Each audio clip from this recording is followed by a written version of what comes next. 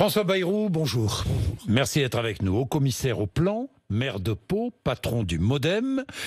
J'ai envie de commencer, alors je vais vous parler évidemment du Covid, mais je vais vous parler aussi de votre de votre réflexion. Je dirais que c'est une réflexion sur la démographie en France. C'est très intéressant et j'y consacrerai la deuxième partie de cet entretien. Mais François Bayrou, je voudrais commencer sur l'autorité de l'État. Pourquoi ?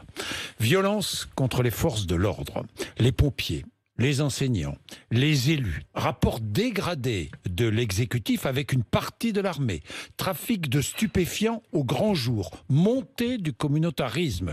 Est-ce que l'État, François Bayrou, n'a plus d'autorité ? Nous sommes dans une société qui est profondément déstabilisée et l'État n'a pas changé, renouvelé ses pratiques. L'État n'a pas trouvé les voies, les moyens, l'organisation nécessaire pour faire face. Alors évidemment, ça veut dire... L'État faillit. Non, je veux pas employer ce genre de mot parce qu'il est excessif. Il laisserait croire que c'est de la faute d'eux. Ça n'est pas mon point de vue. D'Emmanuel Macron. Non. Ça fait 30 ans que cette dégradation est en cours. 30 ans que toutes vos émissions... ou à peu près, commence sur des sujets de cet ordre. Et donc, la réflexion que nous devons avoir, c'est est-ce qu'on peut trouver une organisation qui fasse que l'État soit présent et respecté ? Vous dites l'éducation, vous avez raison de dire, c'est pas l'État qui est mis en cause dans l'éducation, c'est le lien entre la famille et l'école. C'est le lien entre les enfants et le quartier dans lequel ils vivent. La réflexion que nous devons avoir, elle doit prendre en compte cette réalité qui me frappe depuis longtemps et qui est on est au bout d'une situation qui est une situation qui dure et qui s'est aggravée depuis des années et on doit maintenant faire preuve de cette volonté, de cette imagination nécessaire pour en sortir. Alors l'État, l'autorité de l'État sera le fil rouge de toute cette rencontre que nous avons ce matin, François Bayrou. Pourquoi ? Parce que, je vais prendre un autre exemple. On parle beaucoup de la police actuellement. Demain, il y a une grande manifestation, un rassemblement. Ce ne sera pas un rassemblement devant l'Assemblée nationale. Pour la première fois, toutes les forces politiques, à l'exception de la France insoumise, toutes les forces politiques seront devant l'Assemblée nationale. Est-ce que vous y serez ? C'est possible que j'y passe, oui. En effet, Bon. Et est-ce que c'est la place de Gérald Darmanin avec les policiers dans un grand rassemblement ? Franchement. Vous voyez bien que ça a quelque chose d'inédit. Hein, oui. Donc, c'est probablement qu'il veut exprimer quelque chose. Et on voit bien ce qu'il veut exprimer, ce que nous avons tous besoin d'exprimer. Tous les parlementaires qui seront là, au contact avec les policiers. Les policiers nous protègent et on a le sentiment que personne ne les protège eux. Et le nombre d'interpellations, le nombre de réflexions qui sont faites, le nombre de mises en cause, le ciblage, le fait qu'ils ont l'impression qu'entre justice et police, les choses ne vont pas dans le même sens et que celui que vous arrêtez la veille, vous le retrouvez le lendemain. Cette rupture de la société, nous en sommes tous responsables et nous en sommes tous comptable. Et il faut donc que nous ayons le courage, en effet, de l'assumer. Alors je ne sais pas si c'est par une manifestation, par un rassemblement, par la présence d'un ministre que ça se joue. Ça se joue aussi, Jean-Jacques Bourdin, sur vos plateaux. La manière dont, assez souvent, c'est pas une mise en cause. Mais la manière dont, tout est acceptable, assez François souvent, Bayrou. les images qui ont été publiées à longueur de semaines et de mois donne le sentiment que la police est dans un rapport de brutalité avec les citoyens. Et ça n'est pas vrai. Ils essaient de maintenir l'ordre que ceux qu'ils ont en face d'eux veulent détruire. Parce que c'est ça le but de ces opérations. Mais, je vous parle de l'autorité de l'État, encore une fois, avec la décision, par exemple, de Jean Castex. Suppression du corps préfectoral, tout en conservant, évidemment, la fonction de préfet. Mais c'est une révolution aussi, n'est-ce pas ? Vous voyez... C'est une erreur ou pas ? Non, c'est poser la question. Alors, vous voyez, essayez de vous mettre à la place de ceux qui vous écoutent. Allez-y. Vous dites suppression du corps préfectoral. C'est une forme de suppression. Alors, ceux qui vous écoutent pensent que les préfets vont disparaître. Je dis tout en conservant la fonction de préfet. C'est bien. Non, mais je précise. C'est pas de votre faute. Je dis le débat public. Oui. Bon, qu'est-ce qui se passe? Oui. Est-ce qu'il y a un Français qui peut venir en face de moi et de vous, là, en ce moment, et dire « Monsieur, l'État, ça marche bien. L'État en France, il fait son travail. L'État marche bien. » Ça veut dire que l'État ne marche pas en France? L'État ne marche pas depuis des décennies. Il y a eu une lente dégradation.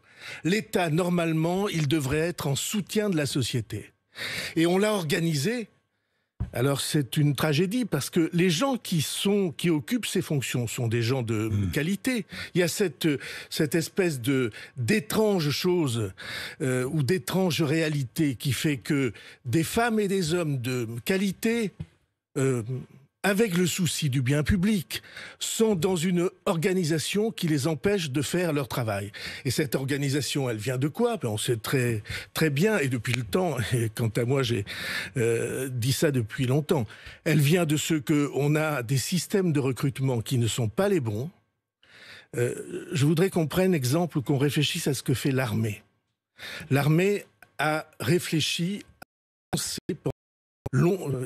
a mis longtemps à mettre au point un système de recrutement qui fait que les recrutements pour les postes de responsabilité ne sont pas à 20 ans, ils se font à 35 ans. Quand on a vu ce que la femme ou l'homme à qui on va confier ces responsabilités savait faire avec des hommes, de la réalité humaine, s'il était capable de les entraîner. Et ça n'est pas seulement le diplôme à l'entrée. Et c'est pourquoi cette rupture dont vous parlez entre l'État et la société, elle est désespérante. Parce que aujourd'hui, quelqu'un qui vient des classes des femmes et des hommes qui n'ont pas des situations mirobolantes, qui travaillent et qui sont salariés, parfois qui sont chômeurs, quelles chances ont-ils d'entrer ou de rejoindre les responsabilités les plus importantes? Vous voulez la vérité? Presque aucune. Parce que on a un système de recrutement qui en réalité fait que ce sont les mêmes à 20 ans ou à 22 ans qui se trouvent repérés, qui se trouvent reçus et qui pour toute leur vie vont avoir ces responsabilités. Est-ce que vous appelez le corps préfectoral, le corps, les corps dans la société française? Oui, les corps. Qu'est-ce que c'est comme organisation? Et encore une fois, c'est des gens bien. Qu'est-ce que c'est comme organisation? C'est que vous réussissiez ou pas dans votre fonction, vous êtes protégé jusqu'au dernier jour de votre travail, à vie. Savez-vous combien il y a de hauts fonctionnaires et de très hauts fonctionnaires qui sont, comme on dit, au placard? C'est-à-dire qui ont été enlevés de l'exercice de la responsabilité et qui ont été mis dans une gâche, comme on dirait aujourd'hui, pour les protéger, même s'ils ne rendent plus le service qu'on attend d'eux. Il y en a plusieurs centaines, peut-être on arrive aux milliers. Alors que c'est des gens, des femmes et des hommes qui ont des capacités, des aptitudes. Pourquoi est-ce qu'on ne les utilise pas à soutenir la société française? Tous les problèmes qui se posent sur le terrain, pourquoi ne les y envoie-t-on pas? Et c'est cette logique corporatiste, défense d'un corps et pas défense des fonctions, qui est visée aujourd'hui par le gouvernement, qu'il faut rebâtir, reconstruire. Oui, reconstruire. François Bayrou, grand désordre politique aussi. Vous le constatez, grand désordre à gauche, grand désordre au LR, grand désordre à La République En Marche. Le MoDem, ça fonctionne. Il y a qu'au MoDem que ça va bien. Voilà, merci. Il y a un patron. Et puis le Rassemblement National. Même chose.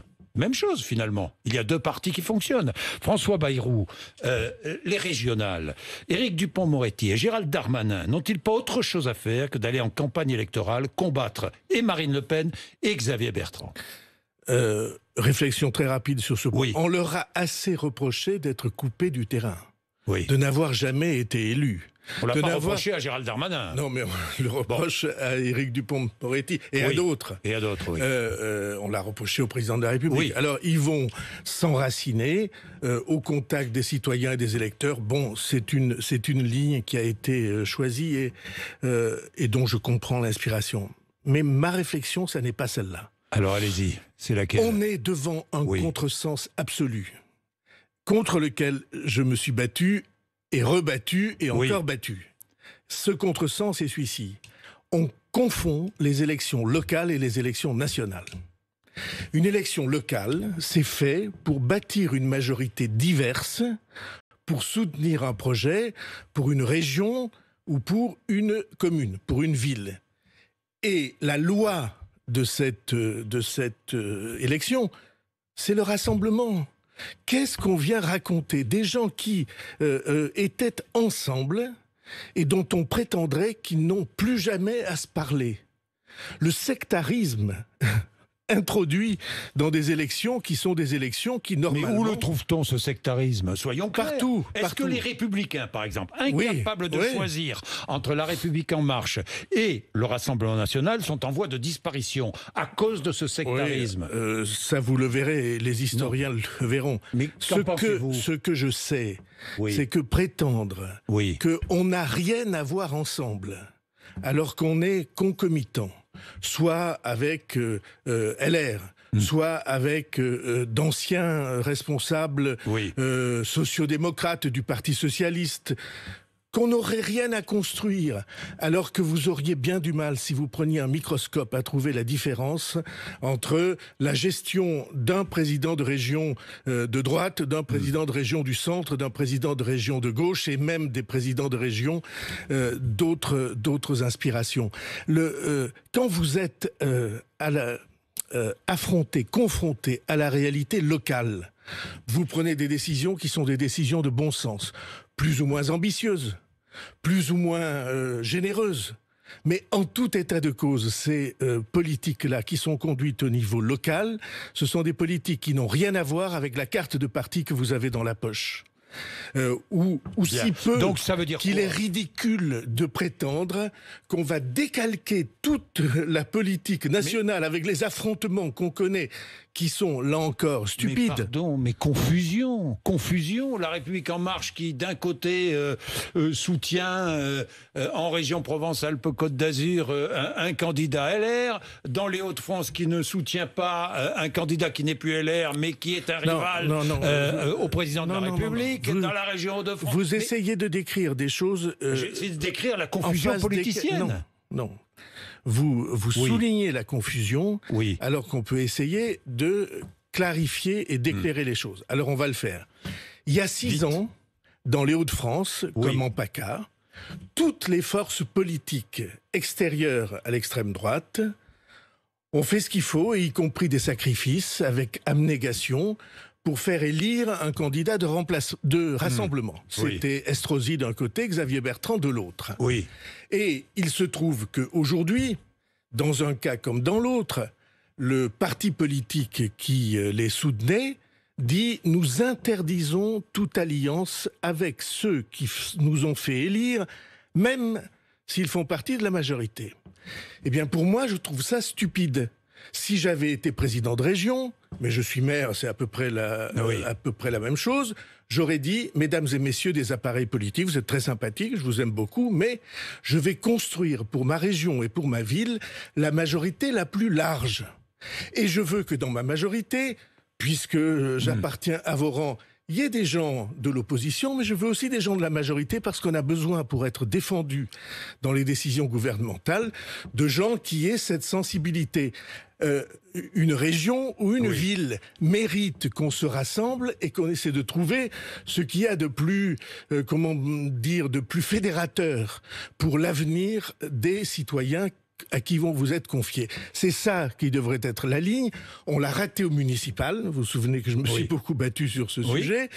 Alors à Pau, vous êtes beaucoup battu sur de nombreux sujets et vous n'avez pas été entendu. Vous êtes battu sur la proportionnelle, vous êtes battu sur Jean-Jacques Bourdin, sur le vote par correspondance, sur le doublement du plan de relance. Pour l'instant, vous n'avez pas été entendu. Eh bien, vous vous trompez sur au moins 2 de ces sujets. Ah bon, d'accord. Bon. Alors, sur le plan de relance, excusez-moi de dire ça, le président de la République, peut-être vous n'avez pas fait attention, est allé à Bruxelles et a dit, au nom de la France, qu'il fallait un nouveau plan de relance.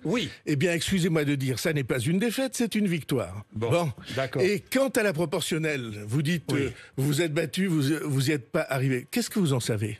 Moi, je crois que les mois qui viennent, je crois que les mois qui viennent vont obliger le président de la République, s'il se représente, à présenter un nouveau visage du pouvoir dans son rapport avec les citoyens. Et que quand on s'interroge pour savoir comment changer le rapport avec les citoyens, alors vous allez voir naître... Ce sera une condition de votre soutien ? Non, je D'ailleurs, est-ce que vous allez le soutenir à la présidentielle ? Est-ce que vous allez le soutenir ?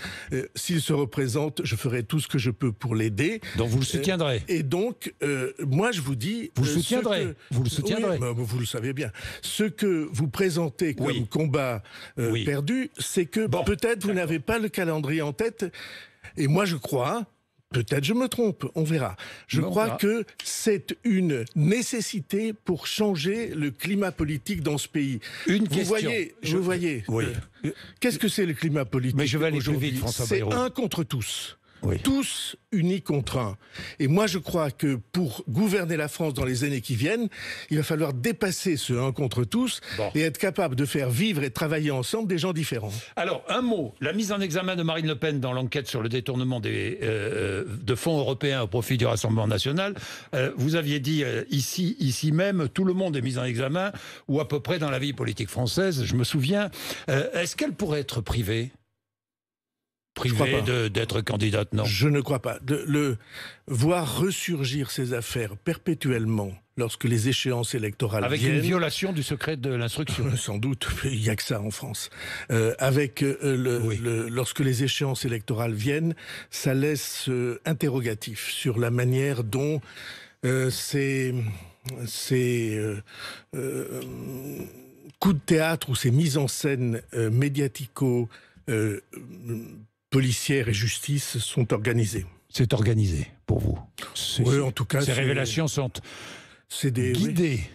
Non, je dis pas guidées, peut-être il n'y a pas une main noire, mais je vois bien que à chaque élection, ces affaires reviennent. François Bayrou, je voudrais terminer avec l'avenir démographique de la France qui n'est plus assuré. Il manquerait 40 à 50 000 naissances par an pour assurer le renouvellement des générations. Alors, vous faites des propositions. Il faut une natalité forte.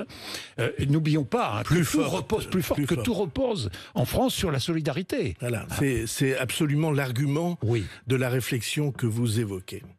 Nous sommes un pays, le seul dans le monde, qui a choisi un modèle de société, un contrat social, qui fait que la totalité des soutiens et des aides, les retraites bien entendu, mais l'éducation, la santé, la totalité des soutiens et des aides repose sur les actifs. Donc, si le nombre d'actifs se réduit, alors je vous le dis, il n'y a aucune possibilité de faire autrement. Les aides, le contrat social, le soutien, la solidarité baisseront. 2 solutions. Encourager les naissances, évidemment. Alors, je ne sais pas, moi, augmenter les allocations familiales. Mais en tout cas, on a touché aux allocations familiales, on s'est trompé. On s'est trompé.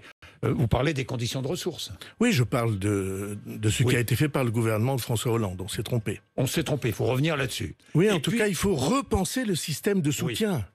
Mais le soutien, c'est pas seulement des allocations, c'est l'accueil à la petite enfance, bien sûr. Les crèches, les assistantes maternelles, le logement, l'emploi, la garantie pour les mères de famille que ça n'est pas parce qu'elles ont des enfants que leurs carrières vont être ralenties. Pensons aux femmes et aux carrières des femmes. Si la France a eu plus d'enfants que les autres pays en Europe, c'est parce que la situation des femmes au travail y était plus acceptée ou soutenue. Et c'est ça la vérité. Et donc vous voyez que ce que nous évoquons là, C'est en réalité la même chose que les interviews que nous avons eues ensemble sur l'effondrement de l'appareil productif de la France, industriel, agricole. C'est pareil. Nous sommes un pays qui est fondé sur la solidarité, et s'il n'y a plus assez de gens pour porter la solidarité ou assez de ressources pour financer la solidarité, alors elle va s'effondrer. Elle va s'effondrer. Et l'immigration ? L'immigration, la France doit accueillir des personnes d'autres pays, mais vous dites dans des proportions raisonnables. Non, je pense que ceux qui imaginent, on l'a connu pas seulement en France, l'Allemagne a accepté 1 million d'immigrés d'un seul coup, venant pour l'essentiel de Syrie. Dans une de ces périodes de crispation. C'est le patronat allemand qui avait demandé ça. Il avait fait une grande déclaration au début de l'année en disant on a besoin d'1 million de personnes de plus. Moi, je crois que ça n'est pas une solution. En tout cas, évidemment, ça peut aider dans des moments critiques. Mais lorsque vous introduisez des communautés importantes, nombreuses, dans une société déjà fragile, alors ça fait des chocs culturels qu'il est très difficile de maîtriser. Il faut mieux contrôler l'immigration. Il faut en tout cas faire ce qu'il faut pour que l'immigration ne soit pas un perpétuel irritant de la société française, avec toujours les mêmes mots, toujours les mêmes chiffres, sans qu'on sache aujourd'hui comment reconduire. Parce que c'est ça la question. Il y a des milliers et des dizaines de milliers de personnes qu'on a identifiées comme étant en situation illégale et qu'on ne sait pas reconduire parce que les pays d'où ils viennent ne les veulent pas, ne les acceptent pas, y compris en Europe. Merci François Bayrou d'être venu nous voir ce matin. Merci à vous. Sur RMC et sur BFM TV.